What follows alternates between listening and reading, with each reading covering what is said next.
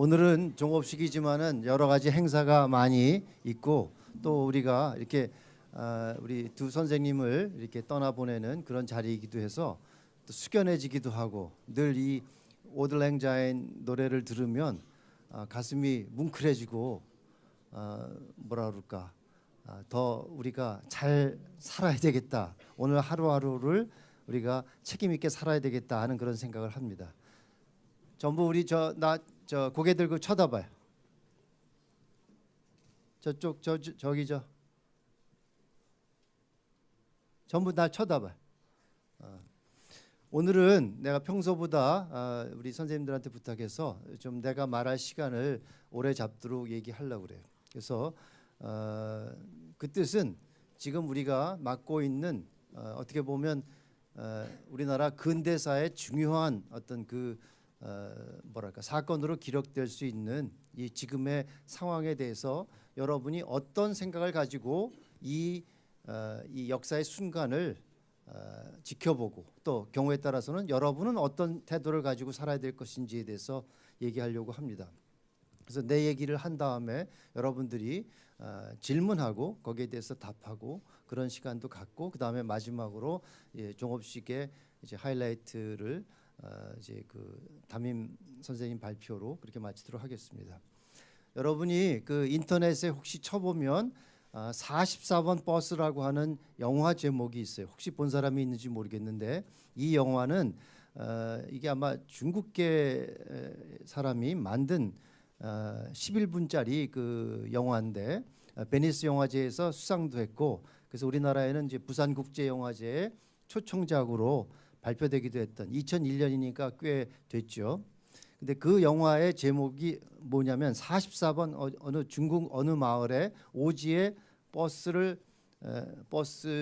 이제 운전하는 여자 운전 기사가 당한 일을 이렇게 이제 영화로 만들어서 한 것이에요. 간단히 얘기하면 뭐냐면 그 마을에서 외진데서 그 시골길을 달려가던 그 버스 운전 기사가 여자 기사였어요. 근데 그 간단히 말하면 깡패 3명이 올라타 가지고 그 승객들에게 금품을 갈취하고 또 심지어는 어디 길가에다 세우고 그 운전 기사 여자 기사를 끌어내서 성폭행하고 그런 일이 발생했어요. 그 과정에서 그 승객이 여럿 있었는데 한 명의 승객이 그것을 갖다 제재하려고 하다가 그 깡패들에게 얻어맞아서 제압당하고 결국에는 그 성폭행을 당하고 이제 그런 일이 발생했어요.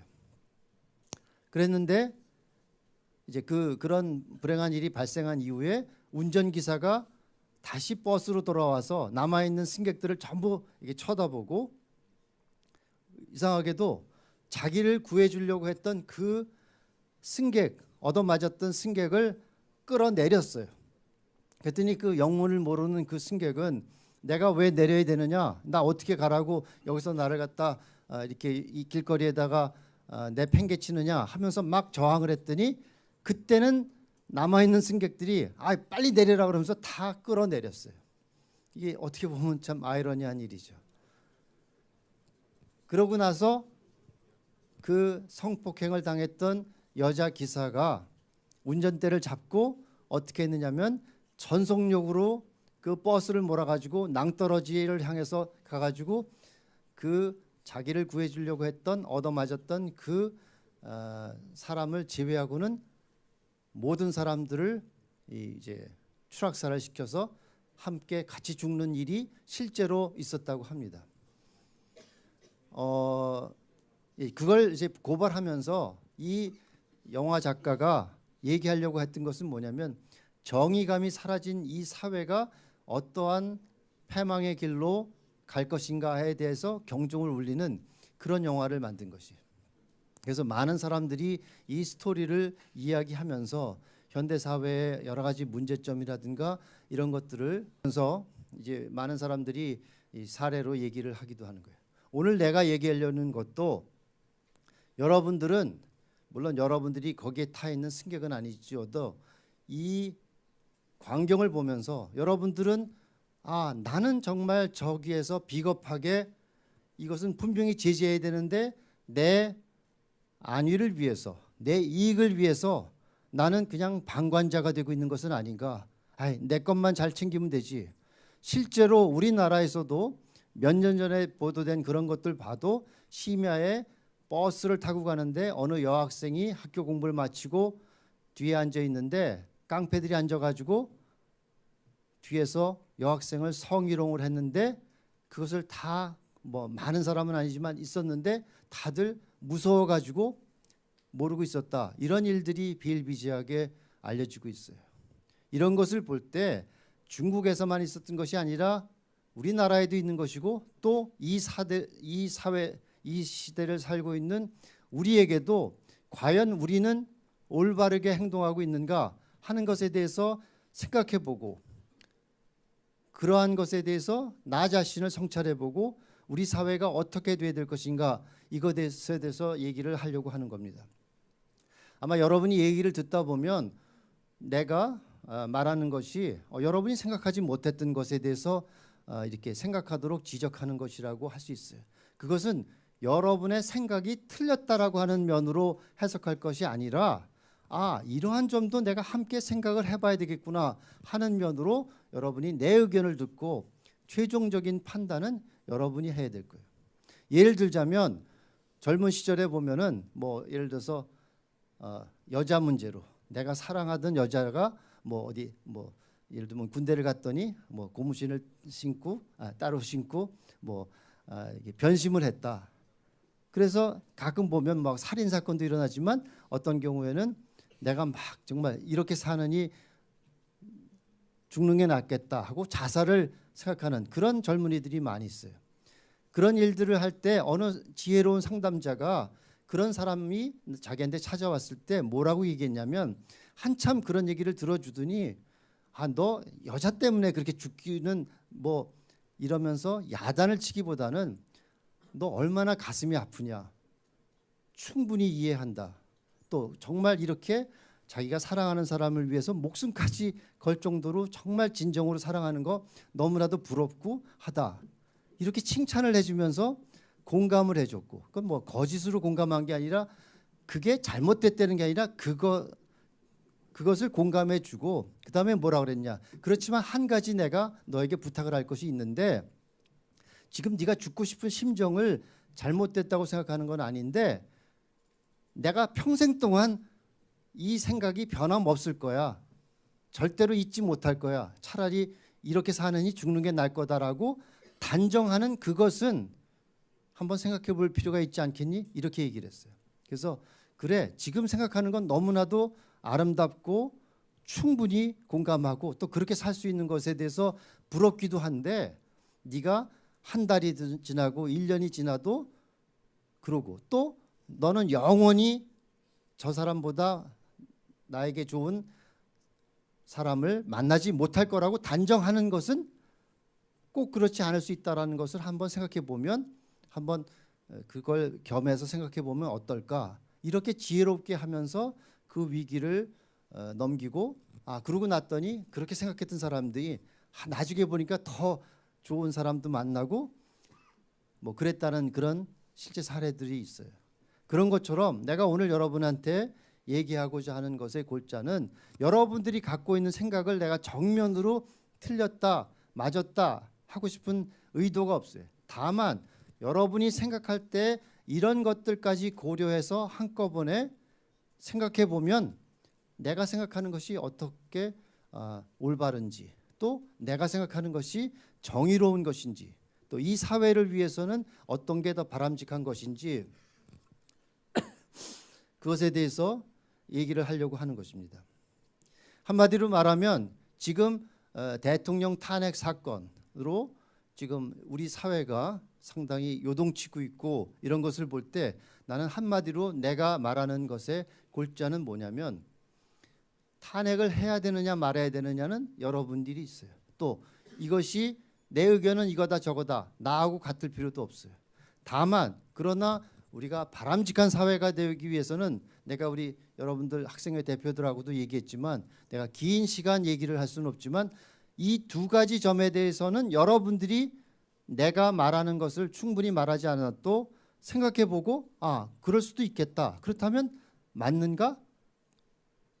하는 두 가지 면에서 여러분이 깊이 생각해보고 거기에 관련된 자료들을 여러분이 찾아보고 또 필요하다면 내가 그 학생회 대표들한테도 얘기했지만 여러분이 예비 아니면 뭐 예를 들면 학생들이 하는 자치법정이 있듯이 여러분이 헌법재판관이라면 어떻게 판결 내려야 될 것인가 하는 것에 대해서 여러분이 책임 있게 생각해보고 뭐 미니법정처럼 한번 해보면 어떨까.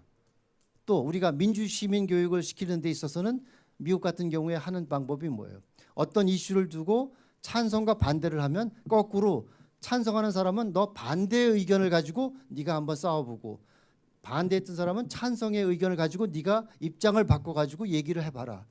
그렇게 하면 소위 말해서 내 생각과 상대방의 그 반론을 하면서 내가 균형 잡힌 생각을 했더니 그래도 내가 주장하는 건 맞지만 그러나 요것만은 아니고 여기까지는 가야 되겠다. 또 충분히 저 의견을 들어볼 때 내가 더 현명한 판단을 내리고 그렇게 했을 때 결과는 분명히 한쪽은 반대하고 만족스럽지 않을지 몰라도 결과적으로는 충분히 내 의견도 들었고 하는데 그 결과에 대해서 내가 동의는 안 해도 그 과정이 공정했기 때문에 내가 이것에 대해서 수용하고 다른 기회가 있을 때 내가 내 의견을 다시 내야 되겠다 하는 식의 안정된 사회를 간다 하는 면에서 얘기를 하는 겁니다. 그런 면에서 먼저 내가 지금 느끼고 있는 내가 느끼고 있다기보다는 내가 다른 여러 가지 자료들과 이런 전문가들의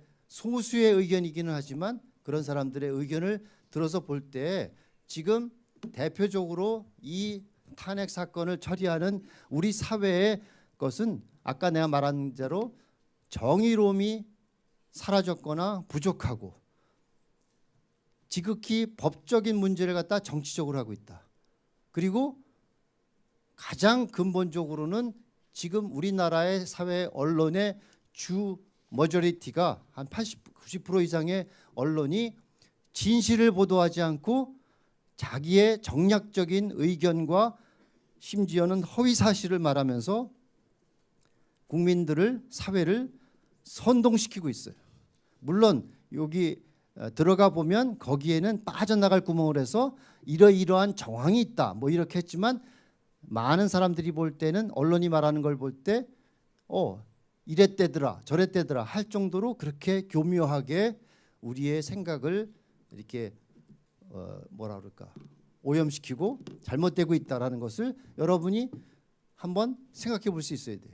그 다음에 미국 영국 사람인데 한국에서 이 외신 기자 클럽의 회장을 역임했던 마이클 블린이라는 사람이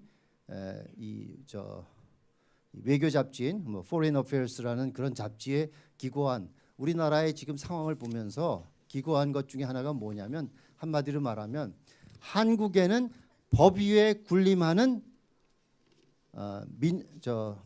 뭐라 그럴까 사람이라 뭐라 그래야 될까 여론 아니면 국민 분노한 국민이라고 하는 여론이라고 하는 신이 존재한다. 다시 말하면 법 위에 민심이라고 하는 것이 존재하는 사회다. 그 말은 뭐예요? 법치주의가 먹혀 들어가지 않는 사회다 하는 것을 얘기하는 거예요. 그래서 내가 지금 오늘 여러분한테 이런 면에서 내가 여러분한테 던져주고 있는 두 가지 단어는 뭐예요? 적어도 여러분이 어떤 의견을 갖느냐를 갖기 위해서는 적어도 무엇이 팩트이고 무엇이 사실이고 무엇은 의견이고 주장이고 한 것을 여러분이 분별할 줄 아는 훈련을 해야 돼요. 선진국이 되느냐 안 되느냐에 대한 척도를 여러 가지 면에서 우리가 지표를 가지고 하는데 그 중에 하나가 뭐냐면 언론에 대해서 얼마나 신뢰하느냐를 가지고 선진국이 되느냐 안 되느냐를 가지고 얘기하는 경우도 있어요. 다시 말하면 선진국이 될수록 언론에 나오는 얘기를 뭐 불신한다가 아니라 그거는 의견인 경우가 많지 팩트는 또 발견해 봐야 된다. 그러다 보니까 꼭 언론에서 취하는 건 뭐예요? 이러이러한 주장을 얘기하면 거기에 꼭 반론을 해서 독자들이 무엇이 정말 진실에 가까운 것인지를 알게 해주는. 그래서 언론의 공정성에 대해서 불신한다라는 말도 되지만 시민들이 언론이 공정한가 아닌가를 늘 깨어있는 마음으로 보느냐 하는 거예요. 이런 것은 내가 아마 여러분한테도 전에 우리가 경제 공부를 해서 신문을 보더라도 또 정부가 어떤 경제 정책을 발표할 때 이것이 진실인지 맞는 것인지를 볼 줄 아는 정도의 여러분이 경제 지식을 가져야 당하거나 속지 않는다 그런 말을 했어요. 또 우리가 병원을 갈 때에도 의사는 무조건 다 진리를 얘기해주고 여러분에게 가장 그 베스트의 선택을 할 수 있도록 도와주는 사람이라고 우리는 착각할 경우가 많아요. 그러나 여러분이 점점 더 경험해가고 또 성숙해 갈수록 어때요?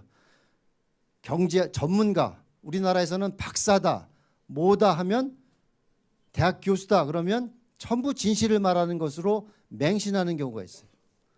그런데 여러분이 보다 보면 대학 교수 중에도 자기의 주장을 진리인 것처럼 얘기하면서 또 자신의 이익과 자기가 속해 있는 그 그룹의 이익을 가지고 전체의 이익을 얘기하는 것처럼 얘기하는 전문가들도 얼마나 많은지 몰라요. 그렇다고 그 사람들이 악의적이거나 이런 것을 하는 것이 아니라 사람이라는 건 어디까지나 말을 할 때 제한된 속에서 자신의 이익을 추구하는 그런 것이라는 걸 여러분이 감안해서 그 사람의 주장을 얘기해야 돼요. 심지어는 나 자신도 내가 대학에서 또 아니면 전에 여러 가지 활동을 하면서 환경 문제에 대해서 내가 유엔이라든가 이런 데서 할 때 보면 알게 모르게 예를 들어서 지구온난화가 심해지면 어떻게 된다. 자기의 주장을 하기 위해서는 정상적으로 예측할 수 있는 것보다도 지구온난화가 벌어지면 어떠한 위협이 온다. 이런 식의 소위 말하는 둠스데이 시나리오라는 것을 하면서 그래서 우리가 하는 일이 중요하고 우리 쪽에 예산도 많이 줘야 되고 뭘 해야 된다. 이런 식의 것을 하고 있어요. 이것도 일종의 진실을 오도하는 그런 그 계산적이고 이기적인 행동들을 하는 거예요. 그러한 일들이 무수히 많아요. 의학도 마찬가지예요. 여러분들이 보다 보면 어떤 경우에는 아는 사람의 병원을 자꾸 가려고 그래요. 가더라도 누구 아느냐 해요. 뭐예요? 어떤 경우에는 친구 간에는 이거는 수술할 필요 없어. 수술해도 돈만 들이지 100% 낫는 것도 아니고 실패할 일이 있으니까 안 하고 가능하면 아파도 참으라고 하는 게 친구예요. 그러나 1대1로 여러분이 갔을 때는 뭐 하면 좋습니다. 그러나 그 속에는 그것으로 생길 수 있는 부작용이나 이런 걸 감안했을 때 어떻게 하느냐. 뭐 극단적으로 말하면 그런 일도 있는 것처럼 여러분들이 언론에 났다고 그래가지고 이게 다 100% 진실이라고 생각하는 것은 지극히 어리석은 일이고 절대적으로 틀리는 일이에요. 그렇다고 한다면 여러분들이 언론에 나와 있는 주장만을 볼 것이 아니라 이것이 맞는 것인가 또 아니면 그것이 허위라고 주장하는 사람들의 의견은 무엇 때문에 그런 것인지에 대해서 여러분이 확인해 볼 줄 알고 가능한 한 뭐는 팩트고 무엇은 오피니언인지 알아볼 수 있는 그런 것들이 필요하다는 거예요. 뭐 그런 것으로 볼 때 지금은 조금씩 달라지고는 있지만 10월 달부터 탄핵이 되었던 12월 올해 연초까지를 보면 거기에 나온 일이 뭐예요? 많은 사람들이 분노하고 촛불 집회에 뛰쳐나갔던 일 중에 그것이 뭐예요? 대통령이 머리가 텅 비어서 최순실과 같은 그런 무식한 여자에게 농락당해서 또 심지어는 뭔가 그 뭐 이런 사교의 그런 교주의 뭐 그런 영향처럼 해가지고 국정을 완전히 그러니까 뭐 똑똑한 장관들이나 수석 비서관들은 만나지도 못하면서 그랬다. 그런데 지금 점점 조사를 하고 있고 재판을 갖고 하는 과정에서 보면 일부 그런 면에서 그 뭐 자기의 이권 개입이나 이런 것이 있었지 전체적으로는 국정 전반을 최순실이 다 흔들었다 하는 주장이 얼마나 맞는 것인지 여러분이 인터넷으로 검색해 보면 그 당시의 생각과 지금은 어떤 것이 있는지 이런 것들을 여러분들이 찾아볼 줄 아는 것이 있어야 돼요. 또 심지어는 지금 논란이 되는 것이 뭐예요? 최순실이 뭐 사용했다고 하는 타블렛 PC 같은 것들이 발단이 돼서 거기에 보니까 뭐 대통령의 모든 수정문, 연설문 같은 것들이 거기 최순실에 와서 최순실의 손을 거쳐가지고 모든 것이 나올 정도로 이렇게 국정에 비선 개입이 있었다 뭐 이런 것들이 있어요. 그렇다면 지금 나오고 있는 것은 뭐예요? 이제 법적으로 지금 소송까지 되고 있는 게 뭐예요? 그 PC가 과연 최순실의 것이냐 아니냐 이런 것들이 아직 밝혀지지도 않았어요. 다시 말하면 내가 이러이러한 하나하나의 그런 요소들에 대해서 여러분들이 누구의 주장이 맞는가? 사실은 여러분이 노력하기 전에 언론이 이러이러한 주장을 하는데 이런 이렇게 피해를 보고 있는 측에서는 피고 측에서는 어떤 주장을 하고 있는지에 대해서 균형 있게 따져보면서 어떤 게 맞고 이것은 분명히 논리적으로 틀린 것이고 맞는 것이고 하는 것을 알 줄 알아야 돼요. 아까 말한 것처럼 우리나라에는 법치주의나 이성에 의한 판단보다는 목소리 큰 사람이 이긴다. 우리나라 속담에 그런 게 있어요. 남대문을 본 사람하고 안 본 사람하고 얘기하면 누가 이겨요? 안 본 사람이 이겨요. 그게 바로 외신기자클럽 전 회장이 말한 것처럼 우리나라에는 법치, 논리, 차가운 이성이 아니라 뜨거운 가슴으로 그것이 이기는 사회가 될 때 이거는 지극히 혼란스러운 거예요. 내가 어저께 우리 졸업생들에게도 얘기했지만 공군에서 파일럿들이 가장 사고를 많이 당하는 게 뭐냐면 공중 비행을 하다가 이렇게 막 돌기도 하고 회전도 빨리 하다 보니까 이 버티고 현상이라는 게 있어요. 다시 말하면 이게 하늘인지 바다인지 몰라가지고 하늘로 올라간다는 게 바다에 그냥 처박혀가지고 추락해서 죽는 그런 버티고 현상 같은 거를 막기 위해서 이렇게 가상 훈련도 하고 그래요. 그럴 때 철칙이 뭐냐? 내 눈으로 보이고 있는 건 믿어서 안 된다는 거예요. 계기판에 있는 것을 보고 해야지 정확하지 내가 믿고 있는 것은 아닌 거예요. 다시 말하면 여론이라든가 민심이라고 하는 것은 우리가 민심은 조석변이다 하는 말도 있는 것처럼 틀릴 수도 있고 굉장히 이렇게 정확하지 않은 경우들이 많아요. 그러한 예가 뭐예요? 얼마 전에 있었던 광우병 사태라든가 미군 장갑차 사건 같은 것들 여러분이 기억할 수 있으면 한번 보세요. 그 당시에 얼마나 광우병 때문에 나라가 난리가 나고 언론이 광우병의 위험성을 얘기했지만 결과적으로 그것은 언론의 조작 보도였고 허위 보도였어요. 그러나 그것 때문에 얼마나 많은 국민적인 피해가 있었어요.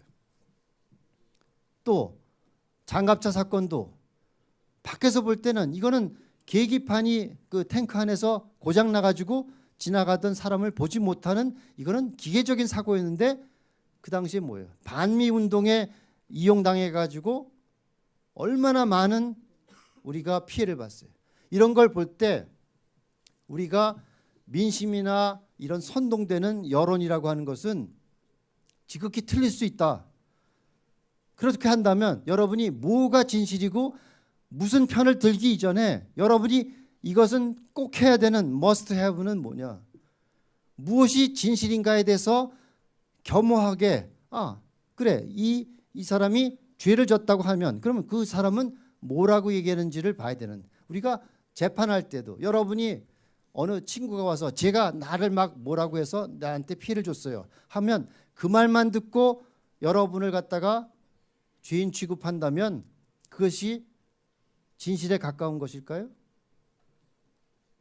적어도 그 때렸다고 하는 사람, 피해를 줬다고 하는 학생을 불러서 소위 말해서 양자의 얘기를 들어본 다음에 판단을 해야 그래도 물론 그 사실에 적합하게 되는지 안 되는지는 또 그 다음에 문제일 수 있지만 적어도 그러한 노력을 하고 누가 거짓말을 하는지 누가 진실을 말하는지 얘기를 들어볼 수 있는 소위 말하는 공정한 절차를 거쳐서 할 때 진실이 밝혀지는데 우리나라는 벌써 10월 달에 그런 언론 보도가 나면서 번갯불에 콩 뭐 구워 먹듯이 12월 달에 그 대통령을 끌어내리는 엄중한 일을 국회가 처리했어요. 아직 재판을 해서 그것이 죄가 되는지 아닌지도 확인하지 않은 상태로 언론에 나온 주장을 가지고 그대로 탄핵을 밀어붙여서 했어요.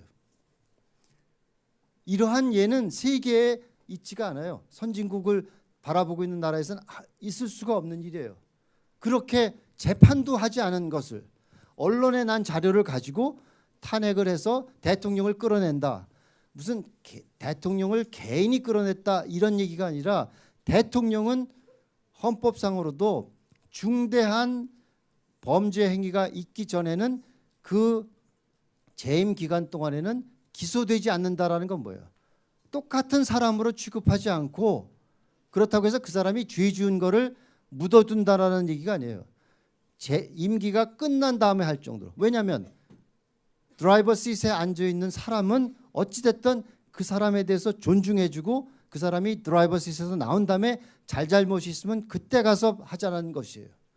그렇게 이 대통령이라고 하는 것은 개인이 아니라 이 국가의 운영 시스템을 말하는 것인데 이것을 갖다가 적법한 절차나 객관적인 근거가 없이 한다? 이것은 대단히 위험한 일이고 심지어는 지금 그렇게 소추했던 국회 측이 여러 가지 자기네들의 소추장에 문제점이 발생하니까 소추장을 변경해서 헌법재판소에 낸다. 뭐예요? 그럴 때에는 다시 예를 들어서 내가 저 사람에 대해서 징계 의결을 해달라고 했는데 이렇게 쓴 걸 보니까 좀 부실하고 여러 가지 약화됐으니까 새로운 징계를 한다 그러면 그 의결하는 의결기구 다시 말하면 국회가 이것에 대해서 기소안에 대해서 다시 논의하고 다시 평가를 받아야 되는데 재판 도중에 그걸 임의로 바꿔주고 하는 일들이 발생하고 있다. 이런 것을 볼 때 어디까지가 진실이고 어디까지가 아닌지 이것을 여러분이 알려고 하는 노력을 해야 된다는 거예요.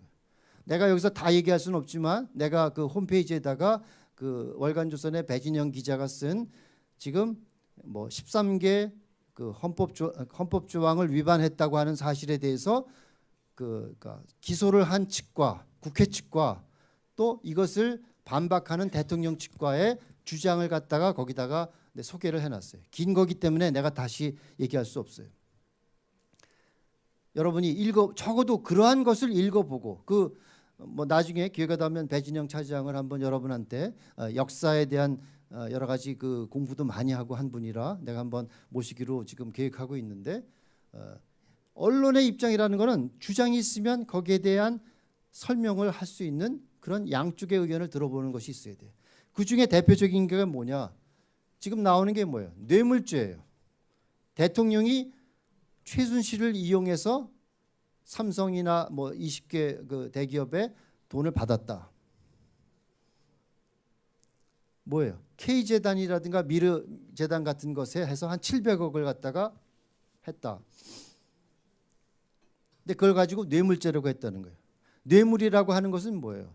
그 사람에게 부당한 청탁을 하기 위해서 돈을 받은 것인데 이것은 대통령이 이러이러한 재단을 만들어서 하려고 하니까 뭐 그게 좋은 관행은 아니지만 우리나라에서는 역대 정권이나 정치권들이 전부 기업으로부터 돈을 받아가지고 이런 데 내라고 반강요식으로 한 거예요. 그리고 실제로 검찰에서 조사했던 기소장에는 뇌물죄라는 말이 없고 강요에 의해서 삼성 같은 데는 피해를 본 사람들이다. 피해자라고 명시했어요. 그렇기 때문에 그런데 특검에서는 그걸 갖다가 구속영장을 청구했는데 그 날고 뛰는 특검에서조차도 거부당한 것은 뭐예요? 이건 뇌물이라고 입증할 수 없다라는 것이 지금까지의 추세라고 할 수 있어요. 그리고 공개적으로 해서 그 700억은 대부분은 아직 남아있다면 그걸 하는 과정에서 운영상에서의 이권 같은 걸 하는 그러한 면에서는 앞으로 법적인 지금 재판을 받고 있으니까 사익을 취한 뭐 최순실이라든가 이런 사람에 대한 조사를 통해서 그런 것들이 이제 밝혀질 것으로 생각돼요. 근데 하도 안 되니까 이제는 경제 공동체다. 최순실이 지은 경제적인 그런 잘못은 다 대통령을 위해서 한 것이고 대통령하고 거의 지갑을 나눠 쓰는 사이다. 이런 식으로 언론에 하고 있는 것은 엮어도 이만저만 엮는 그런 허위 주장이라고 할 수밖에 없어요.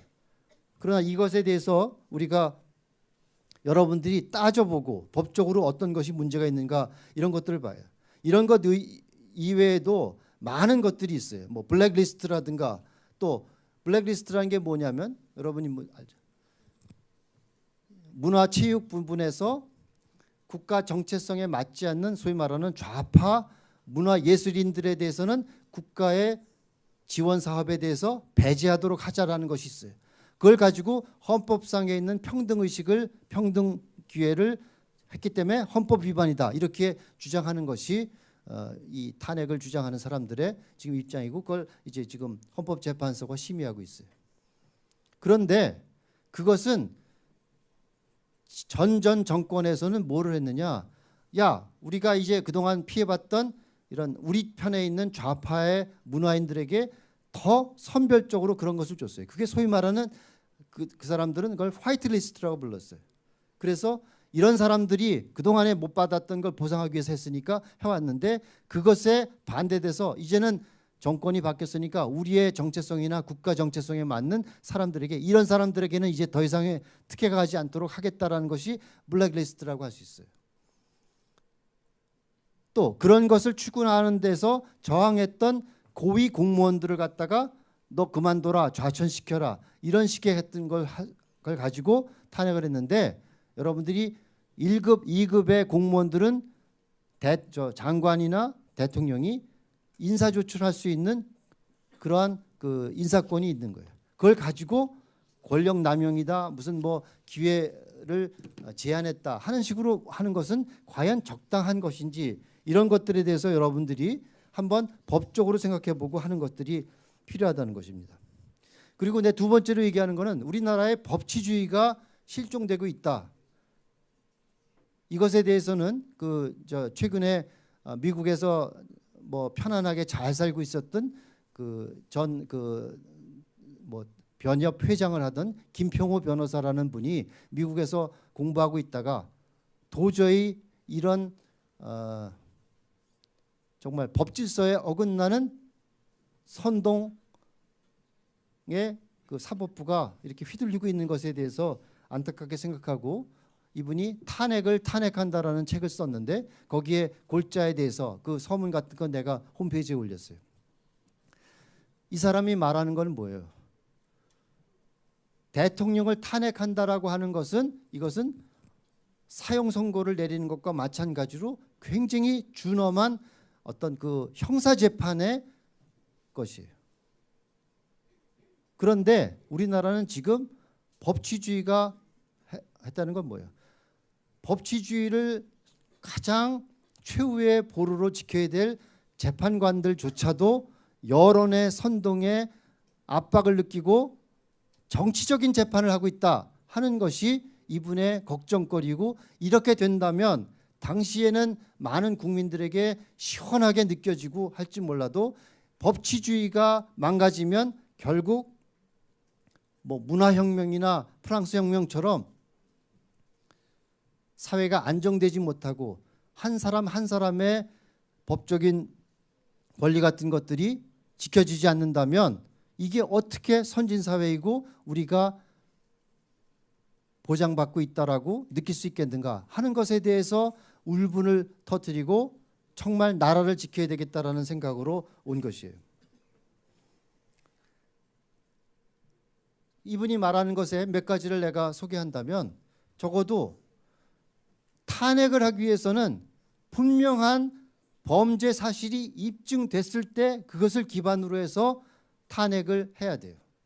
그렇기 때문에 미국에서는 아직도 탄핵을 받은 대통령이 없을 뿐만 아니라 닉슨 대통령이 워터게이트 도청 사건 때문에 탄핵을 받기 전에 자신 사임한 것이 거의 뭐 탄핵을 받았다고 할 수 있어요. 그러나 그 탄핵을 하는데 도청한 것을 입증하는데도 2년이라는 기간을 거쳐서 입증했고 거의 이것은 탄핵될 것이라고 하니까 이제 그것을 받아들인 꼴이 됐어요. 그런데 우리나라는 어땠습니까? 한 달 만에, 한두 달 만에 국회가 소추한 것의 대부분은 언론에 나타나 있는 것을 가지고 했어요. 입증이 안 된 것이에요.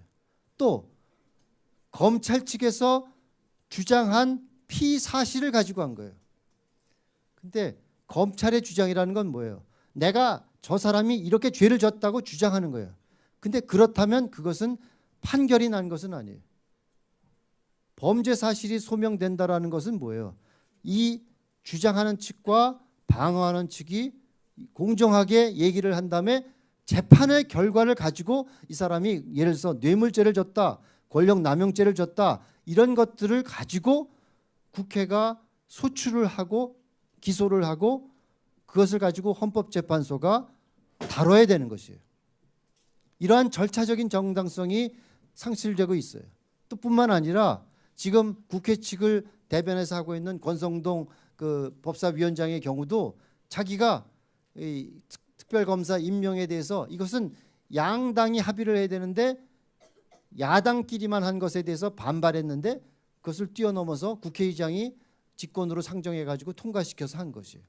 그러니까 특검 자체가 가지고 있는 정치적인 중립성을 훼손한 것도 큰 문제가 될 수 있다는 거예요. 뭐 그런 걸 볼 때 이 절차가 잘못됐다는 거예요. 뿐만 아니라 더 우려스러운 것은 뭐냐면 헌법재판소 자체가 지금 하고 있는 것이 나는 가장 우리나라의 최후의 보루가 나는 헌법재판소라고 믿고 있어요.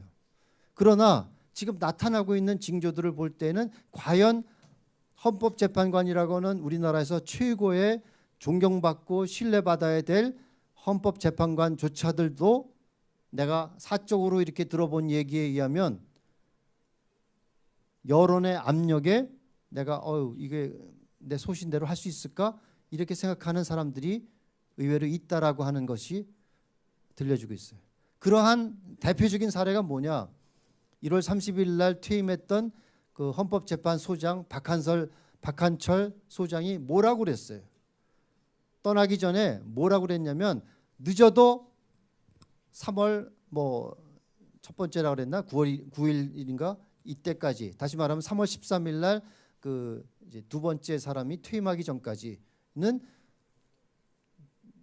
선고가 끝나야 된다 하는 얘기를 했어요. 다시 말하면 이 재판 결과를 신속하게 처리해야 된다 하는 얘기를 했어요. 그 이유가 뭐예요? 9명이었던 자기가 하니까 8명이고 7명이 되면 뭐예요? 확률적으로나 또 자기네들끼리 자기가 생각해 볼 때 적어도 2~3명의 이것을 반대하는 사람들이 있다라고 아마 주장했던 것 같아요. 그러니까 점점 더 이 시스템상으로 보면 이게 2명이 빠지면 판결에 불리하겠다. 이런 계산이 깔려 있는 것이 신속하게 처리해야 된다라는 것의 주장이에요. 그건 다 나와 있는 사실이에요. 그런데 이게 뭐가 큰 문제냐? 이건 내 생각이기도 하고 김평호 변호사의 법률적인 주장이기도 해요. 그거는 헌법재판소장이 걱정할 일이 아니에요. 다시 말해서 헌법재판소장이 결혼이 되면 대통령 권한대행이 하든지 뭐 그게 지금 문제가 된다면 그것이 결혼되고 그 다음에 그러면 이정미 재판관이 3월 13일 날 돼야 되면 그것은 국회가 하게 돼 있는 거예요.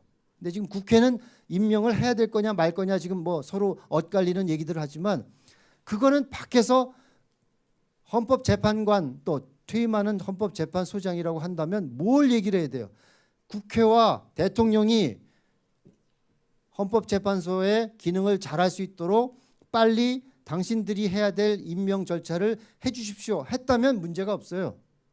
그런데 그런 것에 대해서 촉구하는 것이 아니라 이렇게 되니까 한다라는 것은 자기가 생각하고 있는 판결을 얻어내기 위한 어떤 공학적인 계산을 하고 있다.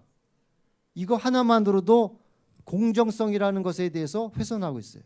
자기는 신속하게 해야 국정이 안정되고 한다고 그러는데 여러분 헌법재판소의 판결이 어떻게 나든지 간에 찬성하는 반대하는 사람 이것에 대해서는 계속 논란이 심할 것이고 불만이 있을 거예요. 그걸 없앨 수 있는 판단은 없어요. 그렇기 때문에 재판을 하는 건데 재판의 기능이라는 건 뭐예요? 해가지고 저 사람을 생각을 바꾸도록 만드는 것이 재판이 아니에요. 이렇게 첨예하게 갈등이 있을 때 재판을 통해서 하려고 하는 것은 생각을 바꾸는 것이 아니라 어떻게 하면 다 승복해서 이것이 더 싸움으로 가지 않고 뭐 재판에서 그랬으니까 할 수 없다.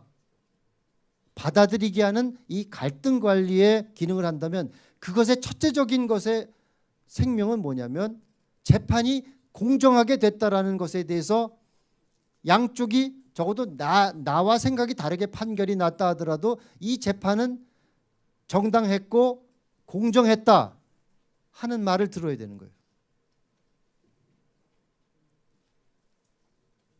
그런 면에서 재판소장은 뭐를 해야 되느냐? 우리는 공정한 재판을 하는데 목숨을 걸어야 되겠다.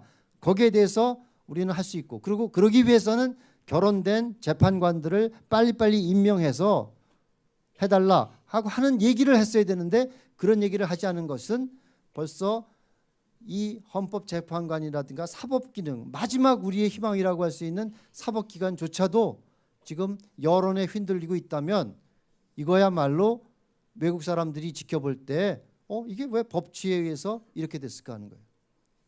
내가 외국 생활하면서 많이 듣는 얘기가 뭐냐면 Do not take the law in your hands.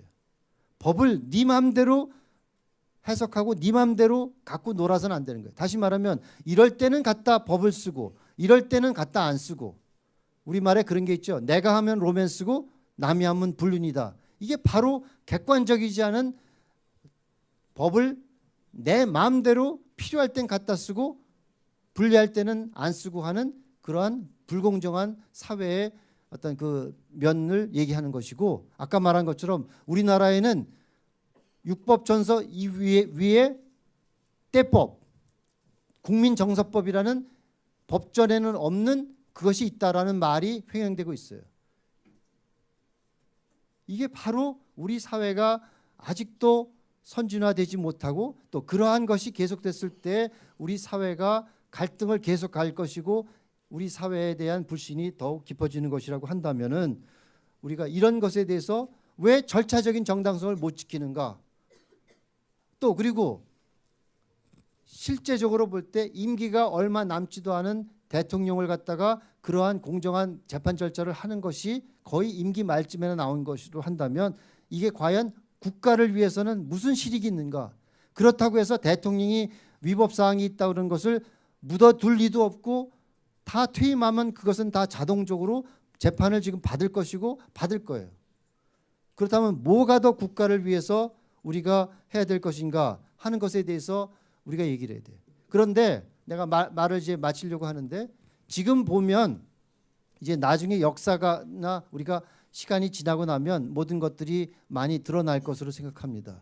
지금 하고 있는 것은 법적인 절차라든가 이런 것에 의한 것이 아니라 지극히 정치적인 음모에 의해서 언론이라든가 국회라든가 검찰이라든가 또 거기에 종북 세력들이 해서 국가 시스템 자체를 한번 뒤엎어 보겠다라는 그런 불순한 방향으로 지금 가고 있다면 여러분들이 바로 거기에 대해서 경종을 울리고 여기에 대해서 역사의식을 갖고 이것을 고쳐나가야 되겠다. 그것의 핵심 골자는 뭐예요? 무엇이 진실이고 무엇이 틀린 주장을 하는 것인지는 적어도 여러분이 알려고 하는 노력을 해야지 신문에 나니까 그랬대더라 하는 식의 것을 하는 것은 지극히 나라를 위해서나 여러분을 위해서도 맞지 않는 거예요.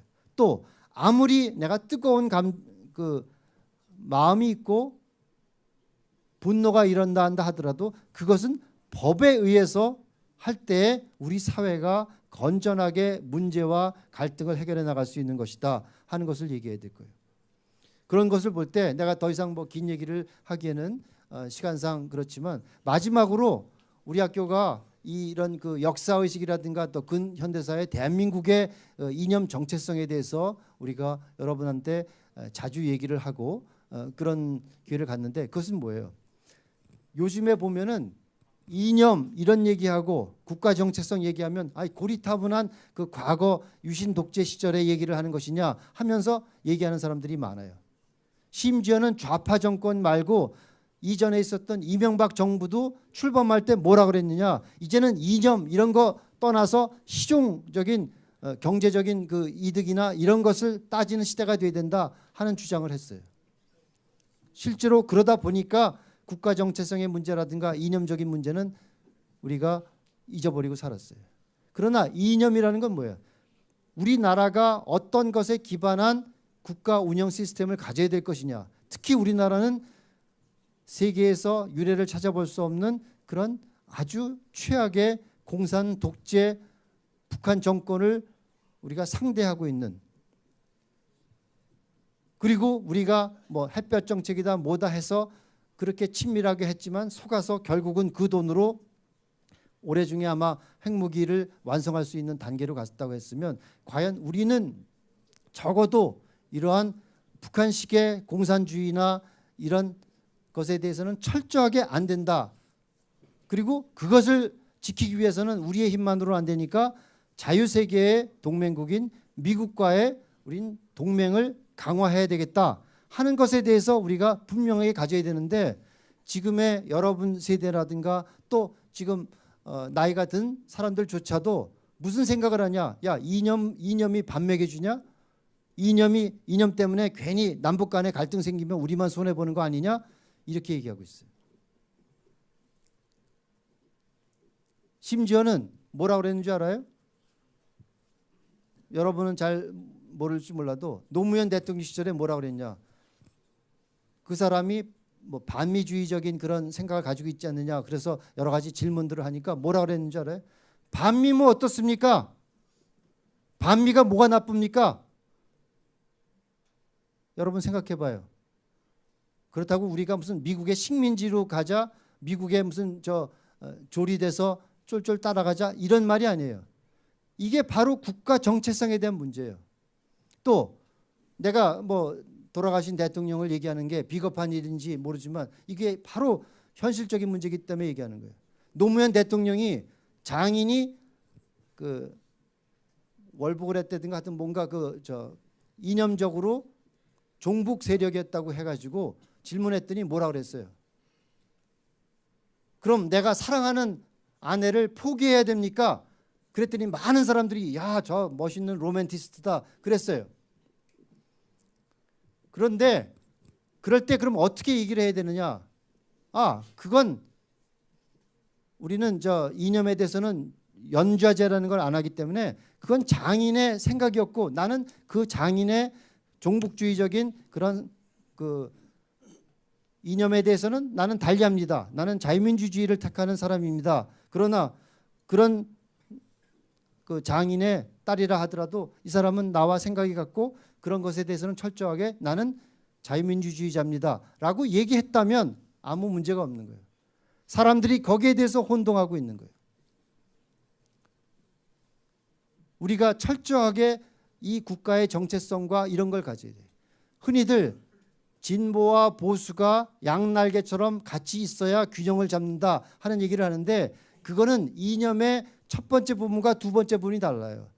우리가 말한 자유민주주의라는 체제 속에서 택한 것은 그 기반 속에서 보다 더 예를 들면 세금을 더 많이 할 거냐, 평등을 강조할 거냐, 효율을 강조할 거냐 이런 것의 진보와 보수의 그런 것은 상호작용을 하면서 가야 되는 것이지만 우리가 북한과 같은 체제도 받아들일 수 있고 자유민주주의 체제도 한다. 이것은 있을 수 없는 거예요. 이것은 분명한 선택을 해야 되는 것이고 우리는 이미 새로운 대한민국이 탄생하면서 거기에 대한 선택은 이미 한 것이에요. 그래서 내가 말을 마치겠는데 우리가 이런 사태를 바라보면서 여러분이 역사의 방관자가 되지 않고 무엇이 과연 옳은 길인가 하는 것에 대해서 보다 책임 있게, 그러면서 내가 말한 것처럼 진실을 알려고 하는 노력, 그 다음에 법치주의를 우리가 훼손시키지 않는 그 논의가 될 수 있도록 여러분이 그 생각을 가지고 이게 과연 법치주의에 맞는 것인가, 법의 어떤 절차적인 정당성을 가졌는가, 이런 것을 여러분들이 주목해 볼 때 역사에 책임 있는 사람으로 여러분들이 있고, 또 바로 그러한 소위 말하는 깨어있는 국민이 있을 때 나는 우리나라에 앞으로 희망이 있다, 이런 생각을 하는 겁니다. 그래서 내 얘기는 이것으로 마치겠고, 지금 내가 얘기한 것에 대해서 의견이 다르거나 또 다른 면에서 질문할 것이 있으면 한 두세 사람 질문 받고 이제 마치도록 하겠어요. 질문할 사람. 그래. 마이크 좀 줄래? 몇 학년이지? 1학년 2반 그래. 16번 박유한이고요. 그 법적인 잠깐 조용히 하고 잘 들어요. 법적인 절차를 지키지 않았다고 했는데 법적인 절차를 지키지 않은 부분이 어떤 부분이 있었는지 설명해 주실 수 있으며 또 태블릿이 나왔을 때 그러면은 그 박근혜 대통령이 가지고 있던 연설문의 내용과 왜 일치했는지를 최순실의 것이 아닌데도 왜 일치했는지를 설명할 수 있는지도 한번 말씀해 주실 수 있을까요? 그래, 두 가지. 첫 번째, 내가 사실은 설명을 했는데 놓친 것 같아. 법적인 절차성이 부족하다. 이제 헌법재판소를 가지고 얘기를 할 때도 뭐예요? 헌법재판소의 법률 조항에는 다른 사안에 대해서는 민사소송의 절차를 밟는다. 단 탄핵 사건에 대해서는 형사소송법을 한다는 거예요. 그건 뭐예요? 형사라는 것은 이렇게 화해 조정을 하는 민사와는 달리 네가 죄인이냐 아니냐 유무죄를 따져야 되는 그런 것이에요. 그러다 보니까 더 엄격하게 해야 되는 거예요. 그러면 헌법재판소가 할 때는 이 사람이 죄가 있느냐 없느냐를 밝히는 데를 꼭 해야지만 그것이 유죄라고 나왔을 때 헌법 몇 조에 의해서 이것은 탄핵 사유가 된다, 이렇게 얘기해야 되는데 그러한 과정이 지금 생략된 대로 빨리 끝내고 빨리 해야 된다라는, 어떻게 보면 정치적인 판단을 한다라는 게 그 하나만을 볼 때에도 법적인 적이 없다는 거예요. 다만 그 다음에 두 번째, 증거에 대한 거를 할 때 이것도 이제 법적인 절차의 문제와 관련되는데, 타블렛 PC에서 연설문이 나왔다.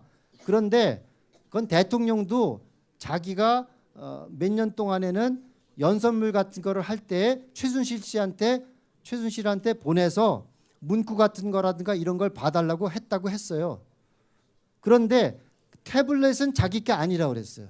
그리고 나오는 증거에 의하면 PC나 이런 데에 있었던 것들을 갖다가 타블렛에다 옮겨놓고 그 입수하는 과정과 이런, 그게 뭐 그 사람들은 쓰레기통에서 건졌다 뭐 했다 이런 말들이 다 나오는데, 독일에서 가져왔다, 그게 하나도 밝혀지지 않았고 그것을 조사해 달라고 하는 피고 측의 주장이 있었는데도 조사하지 않아요. 심지어는 그것을 최초 보도했던 JTBC조차는 뭐라고 얘기하느냐, 그것이 혼란스럽고 하니까 지금은 뭐라고 그러냐, 아예 타블렛 PC가 뭐 증거의 효력도 없고 그게 중요한 게 아니라 다른 걸 볼 때 국정농단이 있었다 하는 식으로, 그거는 이제 그 논란이 되니까 불리하니까 빼버리는 거예요. 바로 그러한 것들이 하고, 그런데 그러면 왜 연설문이 갔느냐?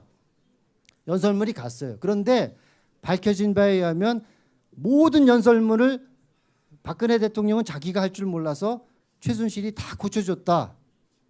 그건 아니라는 게 나와 있어요. 그러면 왜 연설문을 주고 고쳤느냐? 그건 뭐냐면, 뭐 그거는 내가 대통령의 속마음까지 내가 얘기할 수는 없지만, 많은 경우에도 내가 연설문을 할 때에는 어떤 일반 시민들이 볼 때에는 어떻게 생각할까 하는 것에 대해서 의견을 듣고 요거 고치면 좋겠다, 요런 건 좀 넣어줬으면 좋겠다 하는 의견을 듣는 것은 이걸 국정농단이라고 할 수 없는 거예요. 그런 상황으로 보면 돼요. 그다음 그래, 마이크 좀. 몇 학년 몇 반이지? 저 2학년 6반 8번이요. 네, 김범준이라고 하고요. 조용. 네, 일단 아까 전에 북한에는 배울 게 없다는 말씀을 하셨는데, 뭐라고? 그러니까 북한에 아까 전에 북한에 배워야 할 게 없다라고 말씀을 하셨는데, 그 무슨 말이지? 아까 전에 북한을 배워야 될 게 없다? 아까 그 노무현 대통령 그러니까 장인어른께서 장인이 네, 그 월북을 했는데 월북한 사람이어서 네. 공산주의자가 아니냐라는 공격을 받으니까 그런 말을 했다 이거지. 네, 그런 말을 하셨잖아요. 음. 근데 제 생각은 그러니까 제가 질문은요. 그러니까 북한이 지금 물론 좋은 체제는 없고 배울 점은 없지만 만약 배울 점이 있다면 어느 나라든 간에 관련하지 않고 그런 뭐 공산주의든 뭐든 간에 좋은 것을 배워오는 게 맞지 않을까요? 어떤 거에 좋은 점이지? 그러니까 어떤 좋은 점이 있을 거 아니에요. 배울 점이 있다면 그것을 다 배우는 게 올바른 게 아닐까. 네, 그래. 아닐까라는 일반적으로 그 말이 맞는데 좋고 나쁘고를 우리가 구별할 줄 알아야 되겠죠. 북한에 예를 들어서 나도 뭐 내가 태어난 곳은 이제 서울이지만 나도 저 고향이 북한이에요.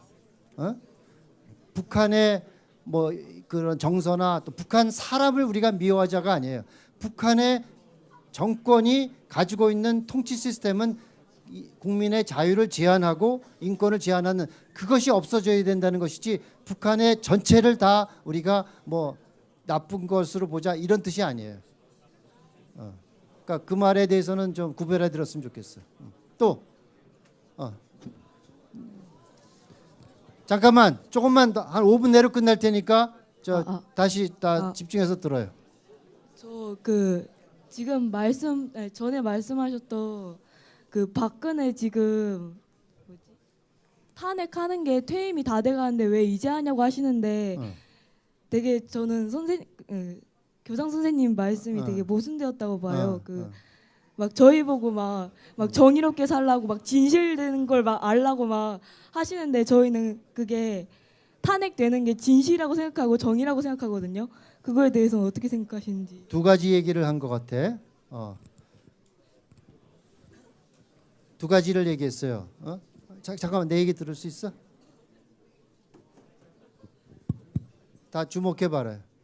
지금 굉장히 여러분의 생각과 많이 공유할 것 같아, 그지? 이 학생의 주장처럼 두 가지를 얘기했는데 공유하지 않아? 많은 학생들은 두 가지 얘기를 했어요. 뭐냐면 정의롭게 살라고 하면서 근데 뭐라 그랬지? 임기 말인데 이것을 하는 것이 임기 말이니까 정의를 좀 지키지 말자라는 얘기처럼 들렸다 이런 거죠, 그죠? 임기 말에 탄핵하는 것이 과연 적정하냐 이런 말을 했다는 거죠, 그지? 내가 그렇게 얘기했어, 그렇지? 그렇다면 정의를 위해서는 임기가 한 달 남아도 탄핵할 건 해야 되는 거 아니냐 이 얘기를 하는 거죠. 그런데 두 가지가 잘못된 게 뭐냐면 하나는 대통령이 잘못한 게 있는 것을 탄핵이라는 것만으로 해서 그 재판하라는 게 아니에요. 그거는 임기 말 종료하는 순간 다 재판받게 돼 있어요. 그러니까 정의가 없어지는 게 아니에요. 그렇다면 왜 대통령은 임기 중에는 아주 중대한 뭐 내란과 외환의 죄가 아니면 기소되지 않는다라는 것은 기소를 없앤다는 얘기가 아니에요. 그 기간 동안은 중지해서 임기를 끝난 다음에 하는 거예요. 그거는 왜냐? 대통령이 갖고 있는 중요한 직책상의 문제. 예를 들어서 우리 버스를 운전하는 운전수가 막 욕을 해대고 우리 학생들한테 야, 이 자식들아 너희 왜 이렇게 막 하면서 부당하게 대우했다고 치자고. 그럴 때 마음 같아서는 아저씨 뭐예요? 그러고 막 따지고 싸우고 싶죠.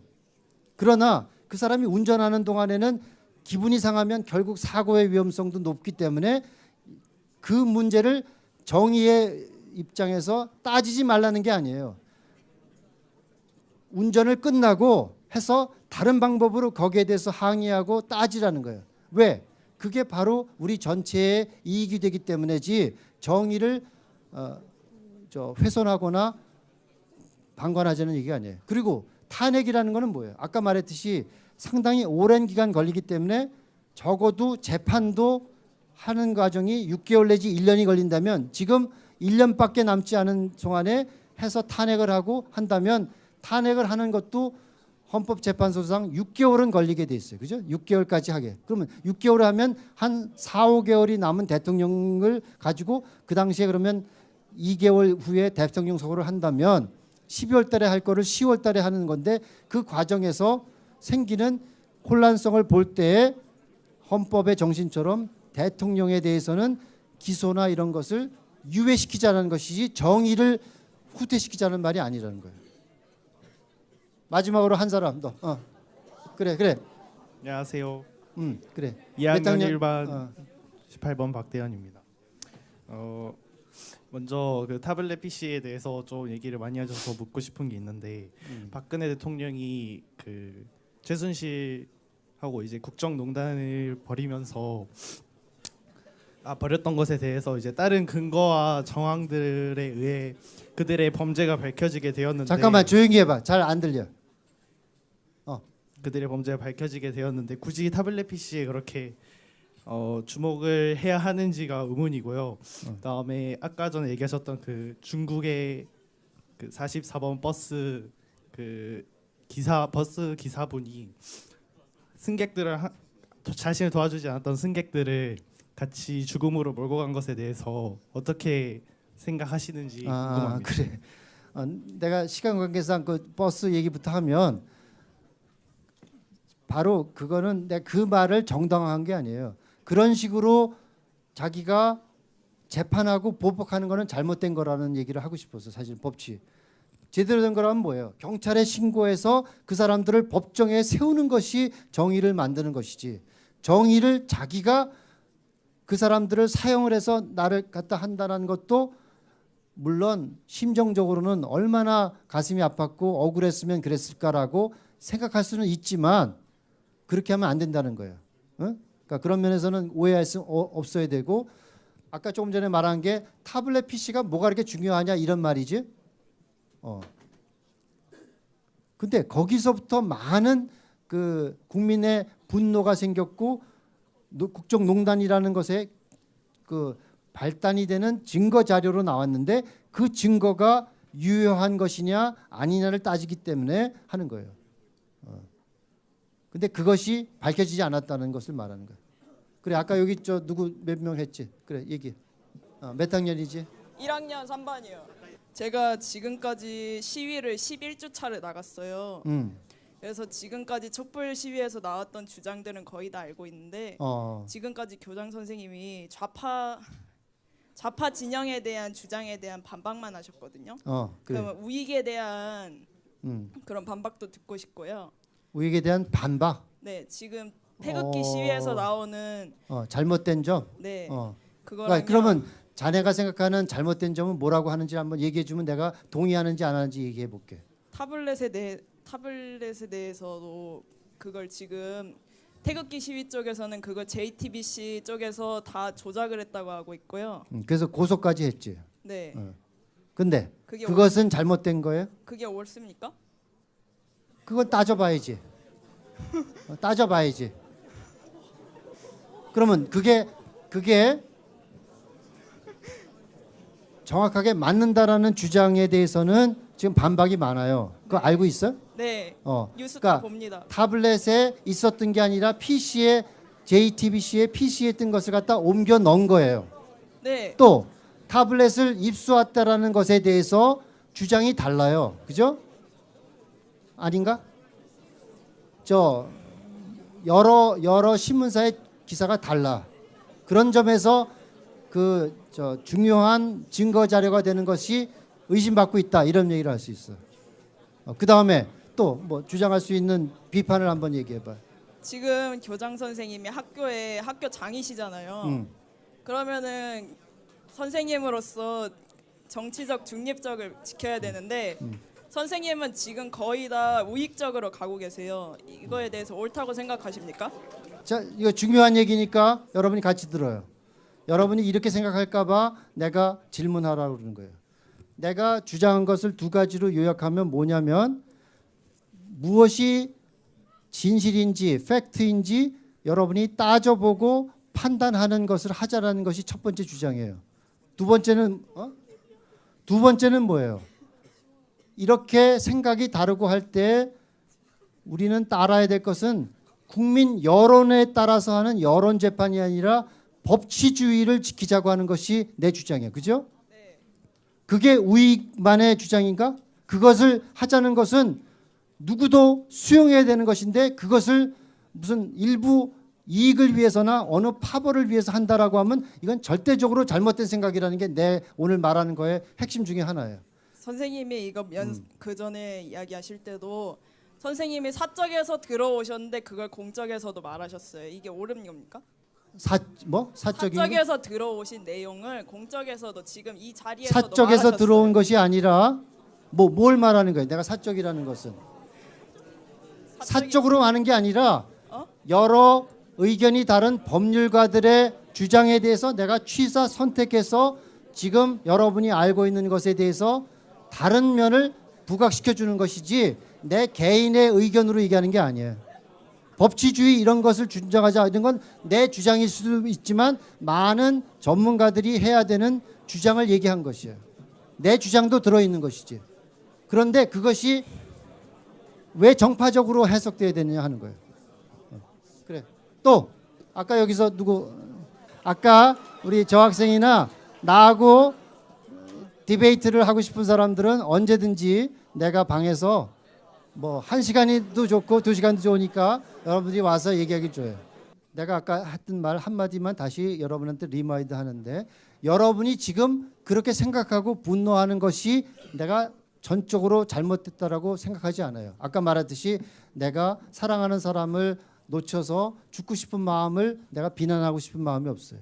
그러나 그 생각만이 다 맞을 거다라고 그렇게 고집하는 것에 대해서는 나와 같은 사람의 생각이 어떤 것인가 또 내가 주장하는 것은 과연 맞는 것인지 들어볼 줄 알고 그 다음에 여러분이 최종 판단하는 게 더 지혜로운 일이다. 이걸 내가 여러분한테 오늘 주고자 하는 것이니까 오늘 흡족하지 않은 것은 나한테 언제든지 찾아와서 토론해 주기를 바래. 그래 이상.